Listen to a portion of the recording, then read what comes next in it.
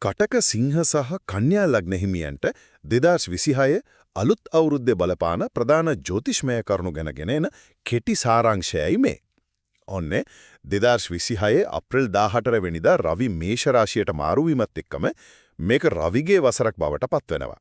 ඉතින් අපි බලමු නේද කාර්යබහුල ඔබේ රැකියාවටයි සාක්කුවටයි මේක කොහොමද බලපාන්නේ කියලා. පළමුවෙන්ම කටක ලග්නය.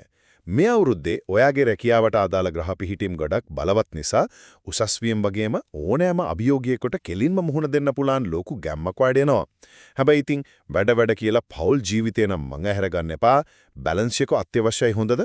ඒ වගේම ප්‍රෙෂර් එක දියවැඩියාව වගේ සෞඛ්‍ය ගැටලු ගැන වෙනදට වඩා ටිකක් පරිස්සම් වෙන්න. දෙවනුව සිංහ ලග්නය. ඇත්තටම මේක ඔයාගේ ජීවිතයේ රීසෙට් වෙනවා වගේ අලුත් ආරම්භයක්. ඉගෙනීම් රැකියා ප්‍රශ්න ඔක්කොම මගහැරිලා ගිහින් ජූනි මාසයෙන් පස්සේ පුදුම විදිහේ නොපෙනෙන ආරක්ෂාවකුත් ලැබෙනවා. ඒත් හැමදේම හොඳයි කියලා හිතලා හදිසි තීරණ ගන්නවද? කොහෙත් මේපා විශේෂයෙන්ම මොනහරි ගිවිසුම් අත්සන් කරවා නම් තනියම තීරණ ගන්නේ නැතුව අනිවාර්යෙන්ම වෘත්තීය උපදෙස් ගන්න. අවසාන වශයෙන් කන්‍යා ලග්නය. ඔයාට නම් මේක හදිසි ධනාත්මක පෙරලියක්. ඒ කියන්නේ විපරීත රාජයෝගයක් උදා වෙන කාලයක්. පරණ නීතියේ මේ ප්‍රශ්න දිනන්න අලුත් ආදායම් මාර්ග හදාගන්න මේක නියම chance එක. හැබැයි අතට සල්ලි ආවා කියලා එකපාරට ආයෝජන කරන්න ගියොත් නම් ඒක ලොකු උගුලක් වෙන්න පුළුවන්.